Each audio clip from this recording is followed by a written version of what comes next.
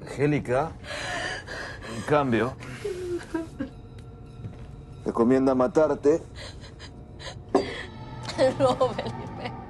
y arrojarte al bosque. No me hagas.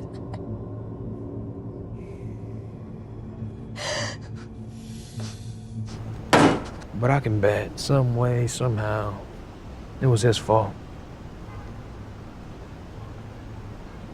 And what about us getting caught, man? Like, We don't get caught, D.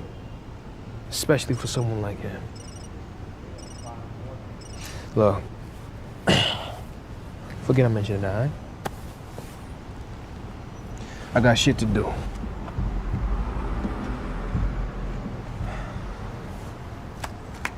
You gonna be all right?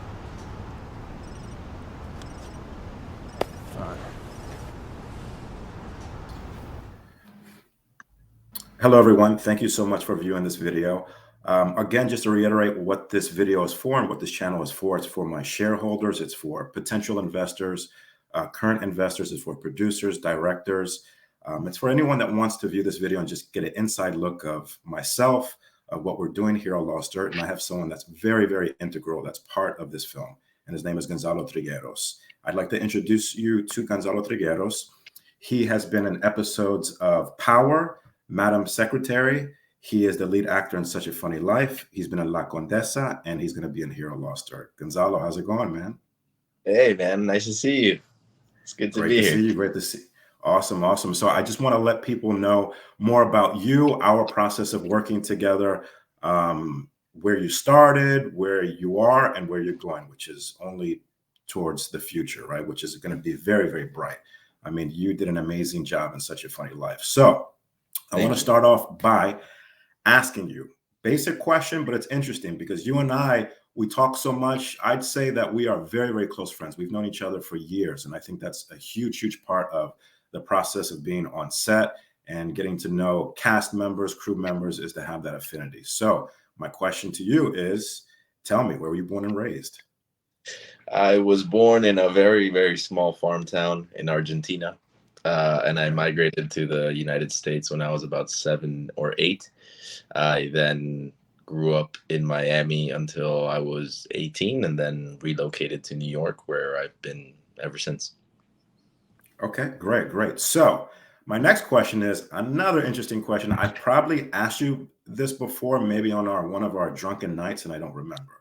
So what made you want to go into acting? With acting, I think it's going to sound cliche, but I think I've always had that calling for it. I remember being very, very young, toddler age, 4 or 5 years old. And after we got together with these big family dinners, I would entertain. And it was, they essentially titled it The Show of the Buffoon. What exactly, how many people was that? And you've performed in front of how many people? It depended on the day and how many people were at the house. It could be, anywhere from 10 to 30 people that we had gathered, for a barbecue or whatever, so what exactly I would do, I couldn't even tell you, I just do dumb things as a kid, or I'd mimic people, or I'd imitate people that were there present, and they'd laugh, and I'd have my own little show. And then I remember when I got to Miami, I went to a school to learn English because I couldn't go to any other school without learning English. And I remember they had this cafetorium type of thing, and they were putting up a production of The Lion King. Mm-hmm. And with very, very limited English. I mean, when I first came to the States, I only knew how to say the color red, cat, and hello. I don't know why those were the 3 words that I learned, but that's what stuck with me. And so with my very limited communication skills, I made it understood to the teacher that was running the Lion King rehearsals that I wanted to be a part of that. What I didn't realize is that I had to show up for rehearsals and all that, and the meetings and after that. But so I never got to perform on it. But it was something that was that I do remember very vividly. The decision to become a professional actor, though, came to me when I was about 12. I was about 12, and with my parents, we'd always watch all kinds of movies. So I'm very grateful that they exposed us to a whole palette of movies, international, national. Um, so we got to see a lot of different things, for a 11, 12-year-old. My cultural palette, I guess you could say, was pretty expansive. Um, Mhm. Watching TV one day, and I saw kids about my age that were acting, and I thought to myself, hang on, I could do that, and I could do it better. You know what I mean? Where that confidence, came from that. But it's just something that it's always been a calling to me. Ever since then, I started finding out what I could do, and so I knew I needed to get headshots. I with the little money I had saved up, I was like, hey, let me see if I could pay for a photographer. A family friend ended up doing us the favor, and then it was a matter of then I did a mailing. I did a mailing to different agencies. I was with Green Agency for a while, and they would submit me to work. And unlike most, kids that start when they're very young, where, you have these like stage moms and stage dads that want to like live vicariously through their kids. Mhm. It was me telling them like, no, you have to drive me here. No, you have to take me here. It was, I wanted it, for them. I mean, I was very lucky that they were very, very supportive always. But it really it came from me. And then after high school, like even in high school and everything, we'd be in calculus or whatever, one of those subjects. And the teacher would be like, all right, you got to find X or the derivative. And I'm like, I'm going to be an actor. I'm never going to use this shit. You know what I mean? So, I already knew. And then, yeah, I auditioned for theater conservatory and went to New York. And fortunately, I have been working ever since. So there's two topics I want to discuss: New York and confidence. And the reason why I say that is, one, we met in New York. Two Yeah. is confidence. I think we said this in a TV interview, I believe, when we were in Washington, D.C. when we were promoting Such a Funny Life, when it made the run there. But remember, I told the guy how we met, Yeah. where You could tell that story because, to be honest, you could be making it up for all I know. I I'm not making it up, man. It was the strangest freaking thing to me. So, for you all that's listening, so when I decided to do Such a Funny Life, I wrote Such a Funny Life. I was in my apartment in the Bronx. That was kind of like my office. It was my office. It was my makeshift office. So I knew I wanted to do Such a Funny Life. I was writing the script. Maybe within the first year, I decided, hey, I want to stay a step ahead of the game, and I want to start auditioning people. And I would have them come to my apartment, and I would have various people come there to play for the role of David. I don't know when Gonzalo came into place, but the thing that struck me, and the reason why I mentioned confidence, is because you get out of the elevator, and this freaking guy, when I mean this freaking guy, I'm talking about this freaking guy, Gonzalo, he hugs me. And I'm like, do I know you? Do I know you, kid? Because you're a little baby. Do I know you, kid? So yeah, I that don't was know. what? You That have a was very 8 years ago? it was what, 9, 10 years ago now. 9, 10 years ago. So I remember that. So I remember you hugged me, and I felt the energy, and I was like, wow, this really breaks the, and I'm not saying that the other actors that I'm grateful for what they did, right? Because the reason why I say this is, even if no one was listening, some actors might be tuning in and listening to this, but it just shows you that magic can happen anywhere. I mean, this happened in my apartment where you and I met, and I'm telling you. So not only that, not only did you hug Well, me, I you went do in. remember that before I went to your apartment, I had done, I think, one or two submissions of tapes, and then you had hit me up to say, hey, come, we're gonna work on it, get some like live feedback, and yeah, and it's been history ever since. Yeah, so here's an add-on to that. Not only that, so you hugged me, and then you walked into my apartment before I did. I So I'm did. like, this guy's yeah. I'm like, this guy's real comfortable. And then hold on, here's the topping on the ice cream. You go into my living room, and you sit on top of the heater, like with your legs so comfortable, like you almost live there. And then you say, I don't know if I don't know if it was, I don't know, maybe if this is kind of like how I interpret it, but you're kind of like saying, all right, let's start. I'm going to get the role. And you did eventually get the role, because when you read for David, man, it was one of those things that I said to myself, yeah, this is the guy. So truth be told, some actors that auditioned, because when you actually came to meet me and you auditioned for him, I was actually auditioning for David for a long time. Actually went to different comedy clubs, and I met with a lot of actors that are now in big films now that played for David. And that, you know, it just wasn't that part. And we know when that person has that part, when they read it, and you just absolutely know it's that person, and that was you. So that's our story on how we met for Such a Funny Life. So saying that, what was your experience with Such a Funny Life? And we'll go from there, because I have some more questions for you as far as your process of acting in a feature film, and then of course in the theater world, because I know you come from both worlds. So what was your experience with Such a Funny Life? Well, kind of piggybacking on what you said, where that you have this kind of like synchronicity of events and you feel the energy with people. When I read the breakdown for David, I thought, wow, this is, what a part, you know what I mean? What a part. Then I read the writing, and the writing, not only was the writing good, you know what I mean? And that's something that I always try to gravitate to, because it makes your job as an actor that much easier.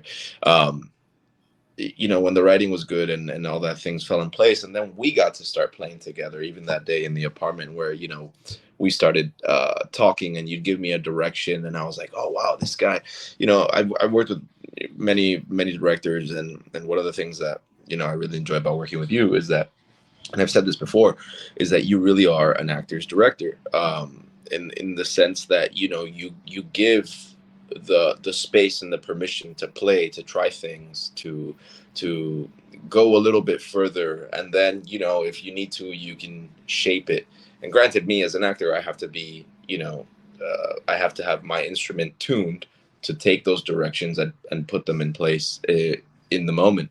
When we did Such a Funny Life, you know, it being such a big project, and the part and everything, I really did take it to heart as far as my preparation goes. I did the stand-up comedy, you know, the local tours, you know, I put myself through that.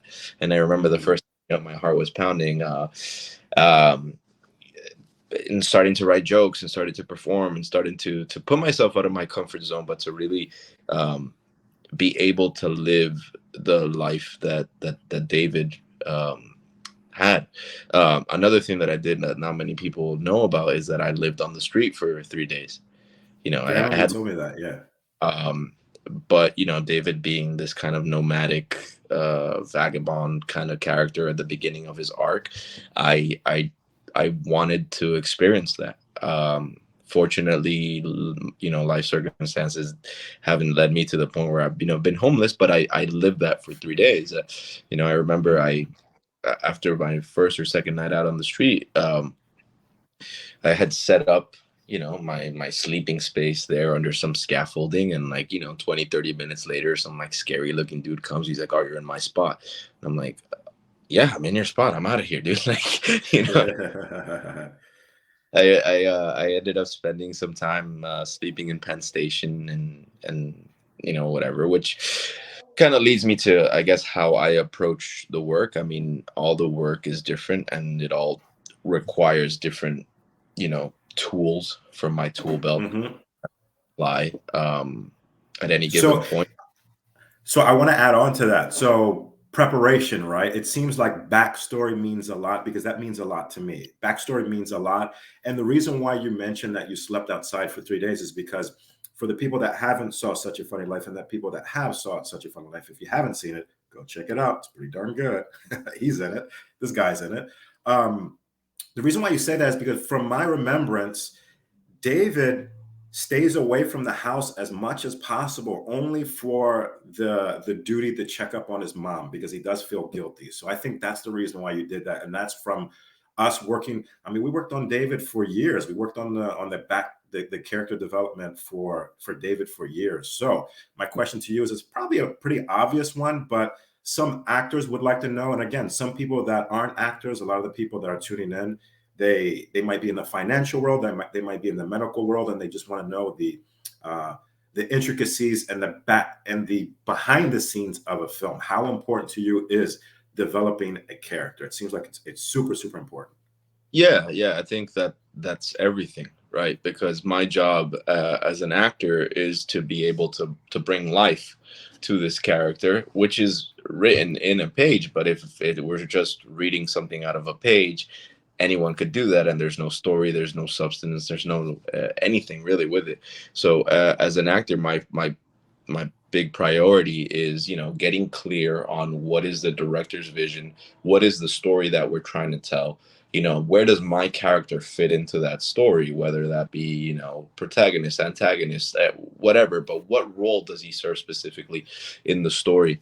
I think background is critical because it informs all the choices that then you're going to be able to make in the future with the character. And granted, when I get a script, you know, I like to think of the script as the DNA or the spinal cord of everything, of every choice that I'm going to make, right? The script tells you everything, right? And if it doesn't tell it to you, well, then that's where you come in as an actor and use your imagination to fill in those gaps, which can be critical. So what I like to do, one of the things that I like to do, regardless of whether it's theater or film or whatever, this is something that I always do, is I'll read the script. Obviously, I read the script hundreds of times, but I'll read the script and I write down everything that my character says about himself. Then I read the script and I write down everything that the other characters say about my character. And then I read the script and I write down everything that the writer says about the character in general, whether that could be in the action line or whatever, within that. Based on those three things, it gives me a good idea of where my character lives, you know, because not all characters, you know, I believe that we have elements of all characters within us. It's just finding what parts are Gonzalo and what parts I need to mine out to be like, oh, that's David, you know what I mean? Or that's Dirt, whatever.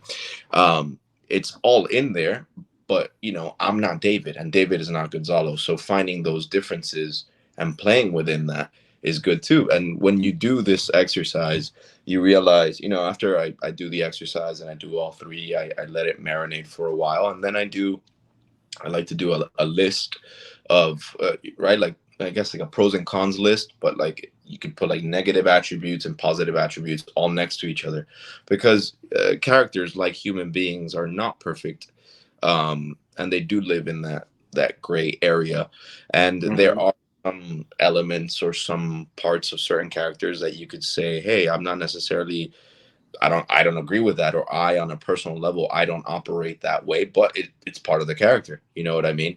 So, and I got a question for you. So speaking yeah. of that, because remember, I have dying questions for you, because you and I, we know how to work on set, but then when I don't see you, when you're extremely busy, and when I'm busy, I want to do some follow-ups with you as far as your projects that you're working on now. Because the reason why I'm interjecting is because you mentioned something very, very, very important and very interesting. You mentioned the things that the character sees in himself, the good things, the bad things, and we know so much about David. Now, the other feature film you're in, La Condesa, that character, did you have that same outline? Because he seems like, from my remembrance, he seems almost like an antagonist. So what did that character development look like? You know, like I said, regardless of the role that I'm playing within the story, you know, my job as the actor is to serve the story, you know, to serve the vision of the director. And ultimately that puts us on the same line to say, hey, this is where we're going with this. You know, this is the role that I serve. With like my character Felipe in La Condesa, he was very much the antagonist. And it did happen to me after a couple of screenings, both in Honduras and in the States, where people saw the movie and they were like, oh, you're the bad guy, or, you know, you're this, that, and the other. I'm like, hang on. While I appreciate that my work impacted you to think of me that way, I, Gonzalo, I'm not the bad guy, right? Separate, you know, where the character ends and where it begins. Otherwise, you get lost in this world, because you really are, especially for film and TV, you really are stepping into the life of someone else. And there are times where it's hard to break off of that.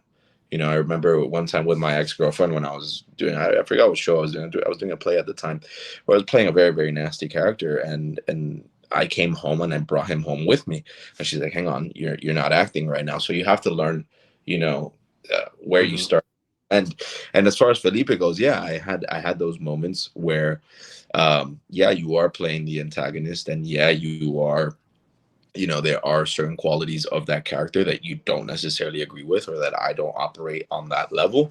However, within my role within the story, I had to go there. You know what I mean? And I, as an actor, or as the character, just like people in real life, you don't judge the things that you do. It's not for Mhm. me to judge the negative aspects of the character. No, those are there and they serve a purpose. You know what I mean? If you start to judge your character, if you start to judge, oh, my character does this and I don't like it, and then because of a personal opinion of the actions or of the emotions, you start to limit the scope of what you could play within. And it is a lot of fun Right. too, to be able to play someone completely different, and to be able to bring those elements of yourself. I think that's one of the things that you know, made me fall in love with acting, is that, you know, you can live many different lives, and go through time and space and history and kind of time travel in a way, and live things that you probably would never live in a regular life, and then you get to put it all into your art, onto the screen or on stage, and then you get to let it go, you know, and then go home and have a beer. Yeah. um No, for sure. I mean, film, as we know, movies have affected us, right? Like we live through films vicariously as those characters, no matter what that film is. It's really dependent on the person. But I have so many films that, I mean, I remember, and that's going to go back to you and I, as far as I'm talking about film sets, as far as me loving actors and loving the process of acting, and not cutting takes short, and how to expertly do takes when I'm on set. Because I know, for instance, you, Gonzalo, you also are a theater actor. You love theater, and I can see why an actor would love theater, is because you have no interruptions, there's no cut. Cool, now let's do an extreme close-up on your hands drinking a cup of coffee or beer, right? You don't have that process where it's cutting that. So saying right. that, what do you love about theater, and what do you love about film? And I'm going to also say, what do you not love about film? Not what do you not love about theater? How about that? What do you love about theater? What do you love about film? And what do you not love about film? Because what do you not love about film? I think you and I make sure that we don't have that happen on set. Yeah, I think, you know, people ask me this question all this time, you know, theater or film. And Mhm. I always say the same thing. You know, I think theater is always going to be my first love, because that's where I started. I have thousands of hours on stage, and I do believe that the best actors do come from a stage background. You know, then it's just making that transition to film, to TV. Um, you know, I always make the analogy of, it's like, you know, you ask a painter whether he prefers to paint with oil or charcoal. You know, it's the same medium, but just different tools, right? Mhm. I love theater, you know, because I do believe it is, I mean, like, the selfish part of me, it is more of an actor's medium, where Mhm. you you know, you have that instant gratification of, you know, you live through the show and you come out of it and you have the immediate effect on the audience. With film, it doesn't happen so much, because, as we know, you know, you have post production, and then it could take a couple of months or whatever, and ultimately your performance is in the hands of the director and an editor. You know, a good editor can make a bad actor look good, and a bad editor can make a good actor look bad. um, Mhm. so in some ways that's kind of the thing, but at the same time, I do love film because of the power that it has over society, as far as content that, you know, people love to consume. And then with theater, you know, what I do love about theater is how ephemeral it is. You know, how it's in that moment, and if you weren't there on that performance, well, you missed it, because the next performance is going to be completely different. You know, because the audience, what happens when you do theater is that you have that beautiful triangulation of energy between yourself, your scene partner, and the audience, which consciously or unconsciously is creating the show that they're seeing, which Mhm. is which is never, you know, more prevalent than when you're doing a comedy. You know, you do a comedy and the audience is with you, and that gives you that rocket fuel, that energy. When they're not with you, it's like, you know, you're pulling teeth. Um, and then as far as what I don't like about film, I mean, there's not many things that I don't like about film, but I do think that, like, with certain directors, they get very caught up on final product or on image, and they forget, you know, that the basis of how the story is being told is through the acting. And so there's almost that, like, disregard for the little subtle intricacies of what good acting is, which, you know, fortunately, with us working together, that's never happened, because you do care about actors, and you do care about the story, and you know, giving us room. And I'm the type of actor that if you let me play, you know, I will improvise. I will go until you're like, all right, stop, or hey, that was great, let's go that route. um you know, with us, it was always that relationship where it was like, all right, how can we make this better? What is this missing? Oh, try this, try that. And, you know, like me, I'll try anything, you know. Granted, because there is a trust and a confidence that's built, where I see, okay, this guy knows what he wants, he knows how to do it. And now I'm just like, you know, it might not be something that I think about, or something that a choice that I might originally make, but I trust that the director can see things that I can't see in the moment. You know what I mean? Because you're on your work, and the director has, you know, this bird's eye view of everything. So with us, what was really great is being able to play. You know, there's several scenes within Such a Funny Life that were improvised, in the moment, or that there were moments that you were like, yes. And you did this, like, sneaky little thing where you would roll the camera before, you know, rolling, so you have those little moments. So yeah, I mean, that was my long-winded answer. No. It's all good, man. Believe me, I think this is very, very valuable for people to just know the process, and know, you know, what you like and what you don't like, and how we prevent that, if it's preventable. Because the reason why I say that is because I can tell you what I don't like about film, since I've been working in it for so long as a producer and a director, of course, is that, like you said, not to toot my own horn, but I love actors, and I mean, it's given, right? We're there for actors to make this movie magic. So, you know, when it feels mechanical, and when we're doing these shots where I know it's for editing, you know, I already know what the movie, well, sometimes I don't know exactly what the movie is going to look like, but I do know one thing, that we need to knock out the performances. They need to look beautiful.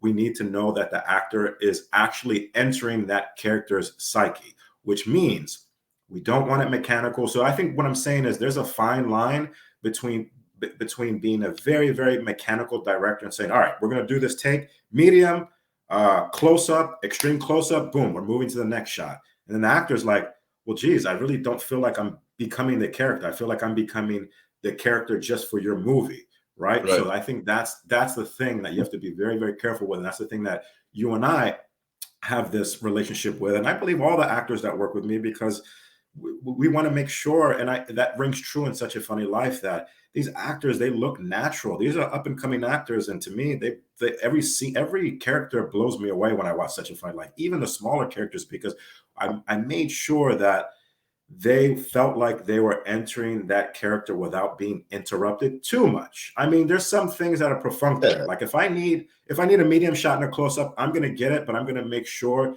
that you feel like you are actually in that character's psyche. Right. And I mean, as an actor, you know, on a film set, any actor that's been on any film set knows how a film set works. You know that you're going to need certain coverage of certain scenes. So it's up to you to be in tune and concentrated enough to execute once they say action and once they say cut. You know, with David, for a large majority of the film, if not the whole film, you know, it was pretty easy for me in between takes or in the green room or whatever to stay in the character, you know, to not really and then, you know, it's like taking notes, whatever, and then synthesizing those notes in the moment, because essentially what I'm doing is I'm synthesizing language into actions that you're going to see on screen, which sounds very simplistic, but it's actually like the whole nitty gritty of it. So with David, it was very easy to stay in that world. you know, with this upcoming film with Hero Lost Dirt, I'm even more excited for that character. Mhm.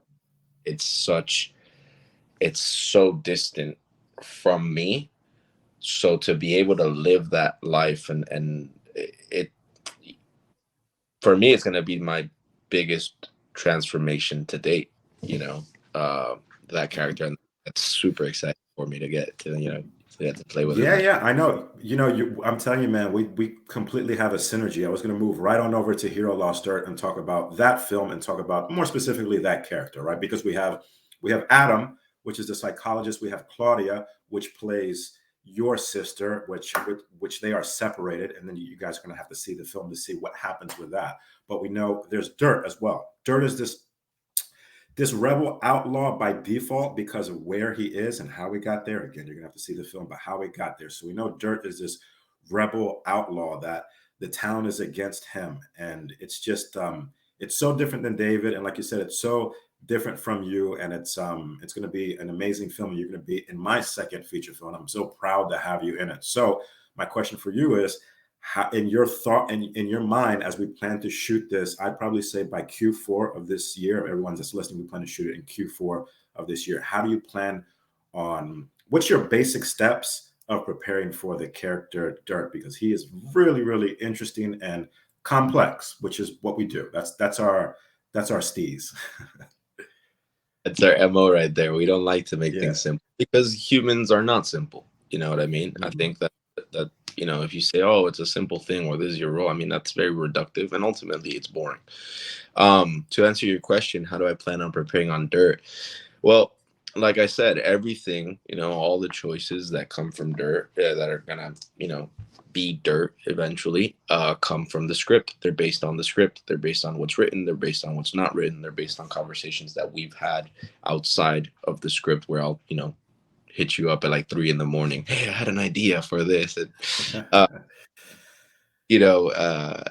that's also one of the great things about our relationship, that we can talk and really, really build these things. The beautiful thing about Dirt, and the reason I say it's going to be my most transformative work to date, is that it's very layered, right? You have a physical transformation that needs to take place, and that implies putting on 15, 20 pounds of muscle, right, to be where he needs to be, right? So already you have a physical transformation in place. 2, you have location. This man is in West Virginia, right? Mhm. So grew up in West Virginia, so you have an accent transformation. By default, by putting on an accent, your mouth, your musculature is going to move different. You have a socioeconomic transformation because he comes from a completely different background. You have the transformation of a whole lifetime of you could say repression and hatred towards him, and how he responds to that. So I get like goosebumps just talking about it. Like, there's so many layers to what really needs to happen to properly execute that role. Like, if you were to tell me today, hey, tomorrow, February 24th, we start shooting Dirt, I'd be like, no, I can't. There's no way. There's no way, because I wouldn't be doing the role justice the way that it needs to. Because, like I said, there's so much that needs to happen, in order to get to that. So, I mean, as far as what my plans are, I'm going to dive headfirst into this brilliant little script that you have going on. And then I will have to go to West Virginia. I will have to go to West Virginia, and I will have to live in a trailer park by myself, looking like this in West Virginia. You know what I mean? And everything that implies. I need to go out there to observe the people, to analyze the accent, to analyze how they interact socially, and dive into that world of where Dirt lives, which is not necessarily a world where that, I would venture into willingly, today, but it's something that is exciting for me to get to know, to get to experience, to really, really, step into this man's shoes. Yeah, man, obviously I'm excited too. I'm excited for this whole journey, and even the people that are viewing this now, they're I started this channel because I want people to, I'm not great at vlogging because, hey, I'm busy. I'm producing this film, I'm directing this film. But I thought to myself, you know what? For the shareholders, for the people that perhaps will be involved with this film from a distance, this would be cool for them to see it. I mean, even when we start doing location scouting, selectively choosing the times when we can, no, not selectively choosing the times when they can see our rehearsals, right? Because some things we just can't show. And that's a huge part of our relationship, of getting into characters, which is something that, we'll get to, is rehearsing. I like to rehearse the actors a lot, because when we're on set, you guys already know the characters. There's just small questions that we need to ask just to sharpen the knife a little bit. But we don't go on set not knowing the character almost 98%. You know what, another thing that makes, I guess, like, it is different from how you approach work on film as opposed to other directors, is that you do give us ample time to rehearse with you. And so, kind of like what you're saying, or piggybacking off of that, when we show up on set, we're focused on the technical elements of how we're gonna shoot, stupid things, for example, different things like eye line or whatever. But your homework, your the building of the character, by the time you're on set, it should be pretty cemented. And then it also, by you doing the work beforehand, it gives you the freedom to really play when you're on set, right? Because you're not thinking about, oh, what's this, what's that. No, it's like, okay, it lives within this world, and now I can play, right? I have the bones of the structure, and now I got to fill it in. Yeah. If you're doing that work, I think if you're doing that work when you're on set, it's too late. Obviously, the character is always growing, and you find things, and that's the beautiful thing too, when you're on set, and you're working with your scene partner, and you're working within the environment and within the elements, with the wardrobe, with the props, with everything. Yes, of course, things are gonna occur. You're gonna discover things that weren't there before. But that's only gonna happen if you have done the work beforehand to allow those things to occur. Yeah, for sure. And just to throw in some producer jargon, and for the people that are watching on this journey, is that as we financially get close to the budget of the film, when we decide, all right, it's a green light, that's when the other casting comes into place.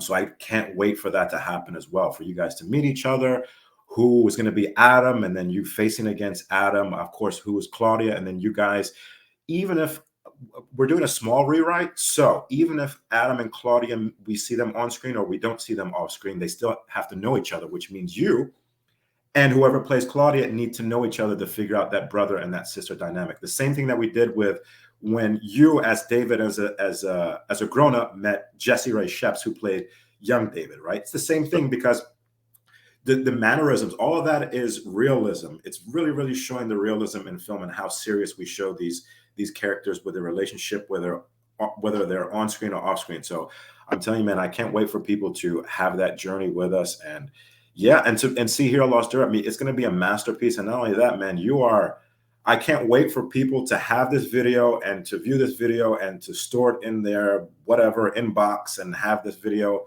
forever and ever, to know that they're actually viewing a star. Because and I always told you this, you are going to be a star, because what I saw when I first met you, and the way that you played out David, and even La Condesa, I can see how natural you are. And then Dirt is just going to take you to another level, because I want to make sure that really you have that calling card of that character, and how rugged that character is, and just that belt underneath your repertoire for another feature film that perhaps can be a masterpiece. I'm telling you, I'm truly excited for you, for me, and everyone on this journey. I have no doubt that we have something great in our hands. No doubt about it.